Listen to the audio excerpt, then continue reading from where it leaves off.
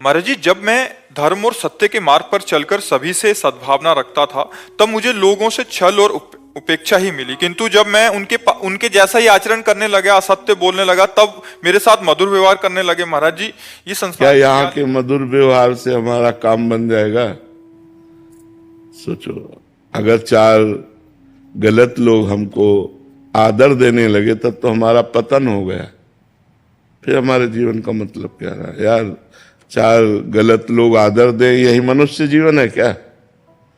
अगर हम सत्य और धर्म से चलते हैं तो भगवान आदर देते हैं, भगवान हमारा सहयोग करते हैं। चार लोग क्या कर लेंगे?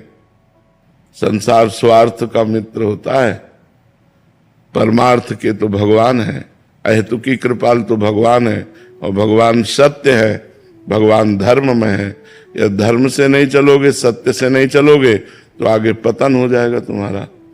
अधर्म और असत्य से चलने वाला एक दिन नाश को प्राप्त होता है।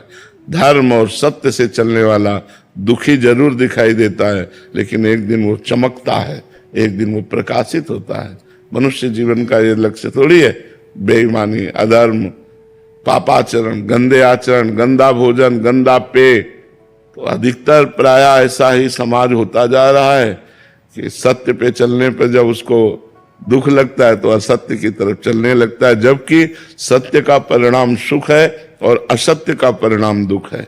वो गलत मार्ग है, गलत मार्ग नहीं चलना चाहिए। महाराज जी, अपन सबका एक स्वभाव है, जहाँ भीड़ होती है वहीं हम भी भीड़ के साथ लग जाते हैं। हाँ, तो असत्य आचरण करने वालों की, भ्रष्टाचार करने वालों की भीड़ है, बाहुल्यता है, और मन भी राजी हो जाता है उसी, जल्दी पैसा आए, जल्दी सब कुछ भोग मिले।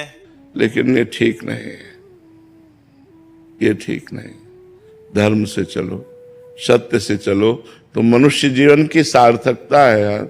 रुपया सार्थकता है क्या? वाहवाही सार्थकता है क्या? समर्थ तो भगवान है, भगवान के सिवा कोई है नहीं, इसलिए कोई हमारा दोस्त नहीं है। क्योंकि जिसको देखते हैं अधूरा देखते हैं, जिसको देखते हैं अपूर्ण है, वो खुद परेशान है, तो हमारी समस्या का समाधान कौन करेगा? जब खुद कामना से युक्त है, खुद अशांत है, खुद परेशान है, तो मेरा सहयोग क्या कर देगा? तो वो सत्य परमात्मा ही मेरा सहयोगी है। अब उनको छोड़ दोगे तो फिर रह क्या गया तुम्हारे पास? क्या है तुम्हारे पास? क्या है? उनको उनका प्यार मिलता है, ये प्यार है? चार लोग बैठकर हंस दिए वो प्यार ले, ये प्यार नहीं। प्यार वो है परमात्मा मुझे प्यार करे। एक तरफ 1,00,000 झूठे लोग हों और एक तरफ एक सत्यवादी हो, तो पलड़ा एक का भारी होगा, ये ध्यान रखना। कौरवों की 11 क्षोणी सेना थी, भीष्म जैसे महाबली थे, और पांडवों की 7 क्षोणी सेना थी, लेकिन विजय किसकी हुई? धर्म की। धर्मराज युधिष्ठिर सिंहासन पर बैठे, ना कि कौरव। विनाश हो गया पूरे वंश का। इसलिए बहुत होश में चलो। अधर्म वाला ऐसे हाइलोजन की तरह चमकता है और फ्यूज हो जाता है, और धर्म वाला दीपक की तरह जलता है, लेकिन बहुत काल तक जलता रहता है, प्रकाश देता रहता है। राधे राधे महाराज जी। महाराज जी, धाम के प्रति अज्ञानतावश अगर कोई अपराध हो जाए तो क्या उसका निवारण संभव है? हाँ, जैसे माँ की गोद में हम शौच कर देते हैं, लघुशंका कर देते हैं, जब छोटे थे अनजान में, तो माँ ने कहीं हमें अपराधी थोड़ी माना। ऐसे वृंदाटवी प्रभाव सुन अपनों ही गुण देत, जैसे बालक मलिन को मात गोद भर लेत। जैसे मलिन बालक को माता गोद में उठा लेती है, ऐसे हम सब अपराधी जीव हैं। वृंदावन कृपा करके हमारे अपराध नष्ट करके और प्रिया प्रीतम से मिला देता है।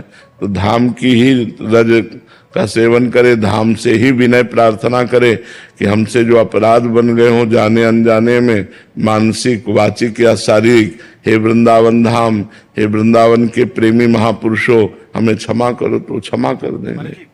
ये कह रहे हैं कि बचपन में एक और चीज हुई थी कि गोवर्धन शिला को नासमझी में विदेश ले गए, और वहां पता नहीं कैसी बुद्धि भ्रष्ट हुई कि बाद में वहीं उनको फेंक दिया महाराज जी। फिर महाराज जी अभी जब समझ आई तो बहुत ज्यादा जघन्य अपराध, अक्षम्य अपराध लग रहा है। महाराज जी, इस अपराध से कैसे मोचन हो? अभी तो मैं वापिस नहीं ला सकती, बट उसका, ये तो बहुत बड़ा अपराध है। गिरिराज जी को, ब्रज 84 को उसकी सीमा के बाहर नहीं ले जाना चाहिए। कभी भूल नहीं करनी चाहिए, किसी को भूल नहीं करनी चाहिए। गिरिराज जी से ही प्रार्थना करो, वही करुणा करके क्षमा करेंगे। गिरिराज जी से ही प्रार्थना करो, वही करुणा करके, अनजाने में हो गया तो उन्हीं से प्रार्थना करो। बकाया गिरिराज जी की शिला नहीं उठानी चाहिए। अगर उसे ब्रज 84 कोष के अंतर्गत कहीं रख सकते हो, बाहर ले जाने का प्राविधान नहीं है। गिरिराज जी को बाहर ले जाने का प्राविधान नहीं। अनूप गर्ग जी। राधे राधे। राधे राधे महाराज जी। महाराज जी, मैं अपने परिवार, व्यापार एवं भक्ति में से सिर्फ व्यापार में ही ध्यान दे पाता हूँ, बाकी मुझसे नहीं हो पा रहा महाराज जी, मैं क्या करूं? प्राय ऐसा संसार में सबसे, पर भजन तो करना पड़ेगा। नहीं, व्यापार तुम्हें मृत्यु से थोड़ी बचा लेगा, और यहीं छूट जाएगा ये व्यापार। बहुत घाटा है यार, बहुत घाटा है। इसलिए राधा नाम तो जपो ही, जब जो तुम्हारे साथ जाएगा वो भगवान का नाम है, नहीं तो बहुत घाटा है यार। यहाँ कितना, मतलब थोड़ी देर सोचो, कितनी मेहनत करके आप घर बनाते हैं, कितनी मेहनत करके आप एक अच्छी व्यवस्था कर पाते हैं। गाड़ी खरीद ली, बच्चों के ब्याह कर लिए, परिवार सब खुशहाल है, और मर गए। न बच्चा साथ गया, न पत्नी गई, न बैंक बैलेंस गया, न गाड़ी गई, न मकान गया, सब छूट गया। अब फिर नया जन्म, अब पता नहीं किस योनि में जन्म हो। ये जरूरी थोड़ी कि मनुष्य योनि मिलेगा। सुअर, कुत्ता, गधा, ऊंट, भूत, प्रेत क्या बनना पड़े यार, कुछ मतलब गारंटी नहीं है।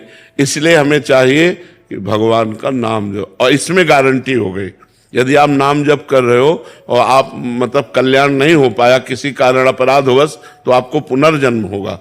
और जन्म ऐसी जगह होगा, श्रीवान, कुलवान, बहुत अच्छी जगह जन्म होगा, क्योंकि आपने भगवान का नाम जप किया है। और फिर आपको भक्ति मिलेगी, और फिर उस जन्म में आप भगवान को प्राप्त कर लेंगे।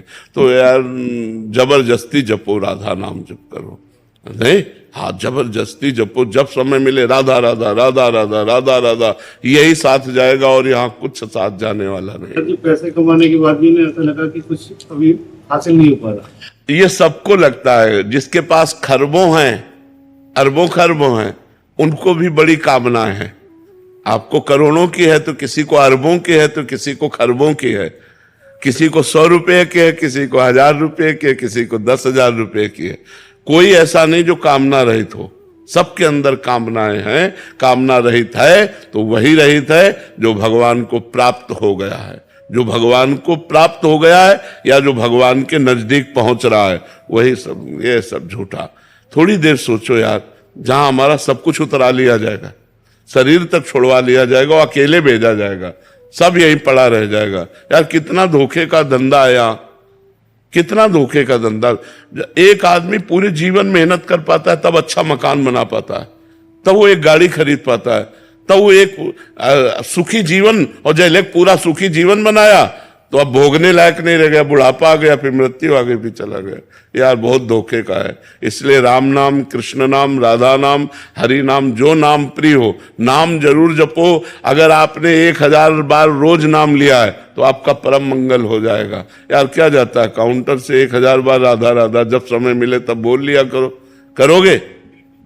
काउंटर है, खरीद लो, आज से खरीद लो, नया व्यापार शुरू करो, राधा नाम का व्यापार। ठीक है महाराज जी, ये तो आज आप गुरुजनों के श्रीमुख से हमें सुनने को मिल रहा है कि नाम की क्या महिमा है और भगवत मार्ग क्यों जरूरी है महाराज जी, आंतरिक शांति के लिए। पर महाराज जी, हमें तो बचपन से ही सिखाया गया है कि बड़ा बनो, पैसा कमाओ, अच्छा एक कंपनी हो जाए और हम मतलब बाहरी यश हो।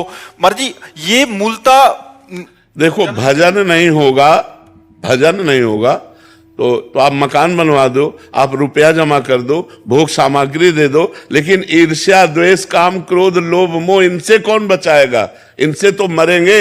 हमें लगता है बिना सत्संग के, बिना अध्यात्म के, बिना भगवान के चैन नहीं है, शांति नहीं है। शांति तभी मिलेगी जब भगवान से जुड़ो, जब भगवान का नाम जप करो। ये नमक रोटी खाओगे, भगवान के भरोसे रहोगे तो चैन से सो जाओगे, और करोड़ों रुपया कमाओगे तो इतने बेचैन रहोगे और परेशानियां और मोल आएंगी, और कामनाएं कभी शांत होने वाली नहीं। 1 करोड़ रोज आने लगे ना आपको, तो आपको सैकड़ों करोड़ों की आवश्यकता हो जाएगी। पक्का विश्वास मानो, इनकी पूर्ति होने वाली कभी है? अंक तो बढ़ते ही चले जाएंगे। यार हमें लगता है जितना है उसी में संतुष्ट कर ले, भजन कर ले तो कर ले। तो हमें लगता है हमें जितना भगवान ने दिया है, साईं इतना दीजिए जामे कुटुंब समाए, और मैं भी भूखा ना रहूं और अतिथि ना भूखा जाए, और नाम जप करे डटिए। अक्षय कुमार जी। जी राधे राधे गुरु जी। राधे राधे महाराज जी।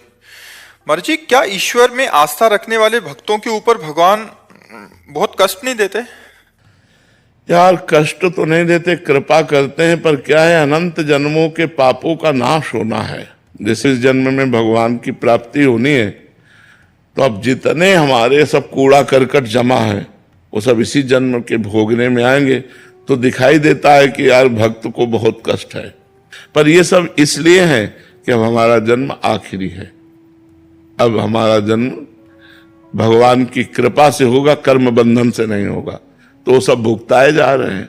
बड़े बड़े संतों के, बड़े बड़े भक्तों के जीवन में उनके रास्ते में जो दुख दिखाई देता है, उसका कारण होता है हम बहुत जन्मों से पाप किए, तो उन पापों की धुलाई हो रही, सफाई हो रही। अब हम स्वच्छ और निर्मल होकर भगवान के पास चले जाएंगे। और जिनको बहुत जन्म भोगना है, तो उनका थोड़ा थोड़ा ऐसे भोगते भोगते पशु पक्षी योनि न जाने कौन कौन सी योनियों में जाना पड़ता है। लेकिन जो धर्म से चलता है, सत्य से चलता है, उसके पापों का नाश होकर वो परम पवित्र भगवान की कृपा को प्राप्त होता है। इसलिए प्रायः धर्मात्मा पुरुष को दुखी देखा जाता है। जो धर्म से चलता है उसमें समस्या ही समस्या दिखाए, और जो पाप है इसलिए समस्या नहीं कि अभी पाप कर रहा है, अब अनेकों जन्म भोगेगा, अनेकों जन्म, बहुत लंबा सफर है, इसलिए उसे थोड़ा थोड़ा भुगताया जाता है। और जिसका आखिरी जन्म होता है उसे सब पूरा हिसाब करवा के थोड़ा थोड़ा और भगवान के पास भेज दिया जाता है। पर इतना आनंद दिया जाता है हृदय में कि दुख का प्रभाव नहीं पड़ता। दुख का प्रभाव नहीं पड़ा। अगर दुख का प्रभाव पड़े तो हम प्रश्न उत्तर दे ही ना पाए, हम परेशान हो जाएं। पर भगवान कृपा किए रहते हैं, तो जैसे समुद्र की तूफानी लहरों को उसका तट रोकता है, ऐसे भगवान की कृपा दुख को रोके रहती है। दुख है पर वो इतना विचलित नहीं कर पा रहा कि कुछ सेवा न बन पावे। यही भगवान की बड़ी कृपा है। महाराज जी, हम जैसे विपत्ति को नष्ट करने के लिए अगर कोई विधान का ज्ञान आप दें तो महाराज जी। हमारा तुम्हारा तो भगवान के लिए भजन होगा, भजन।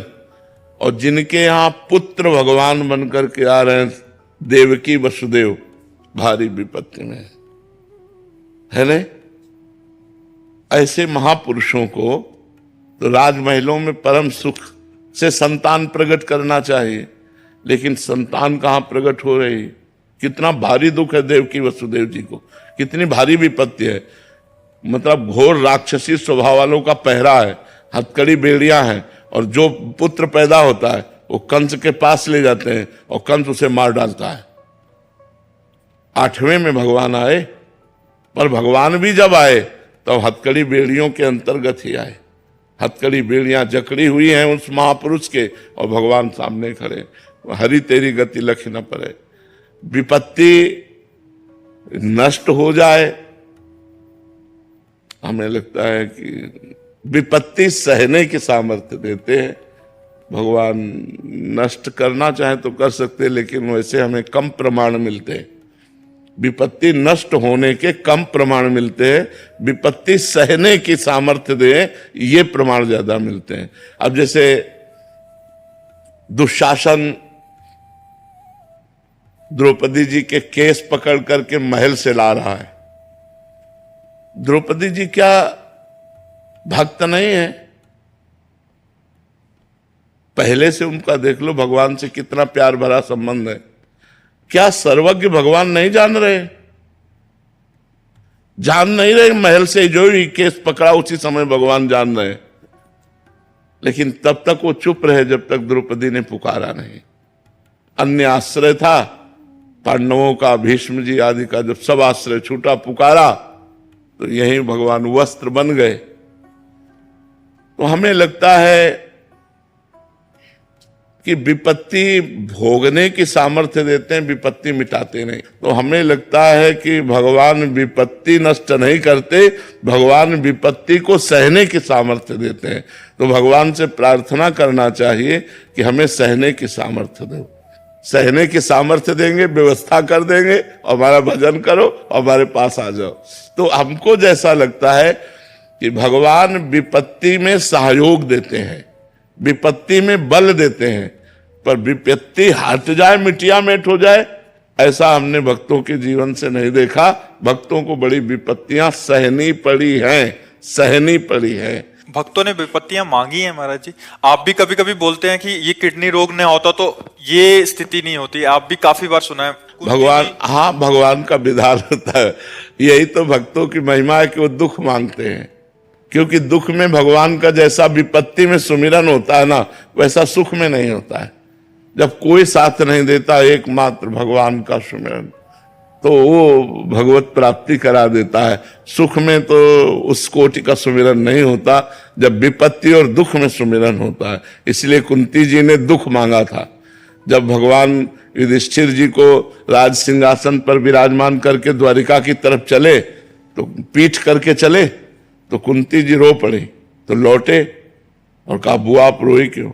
बोले, प्रभु जब विपत्ति थी तो सामने दौड़ते हुए हमने देखा आए हो, और आज संपत्ति हो गई तो आप पीठ करके जा रहे हो। मुझे सदैव विपत्ति दीजिए, जिससे मैं आपको सन्मुख देखूं, आपकी पीठ न देखूं कि आप पीठ करके जा रहे।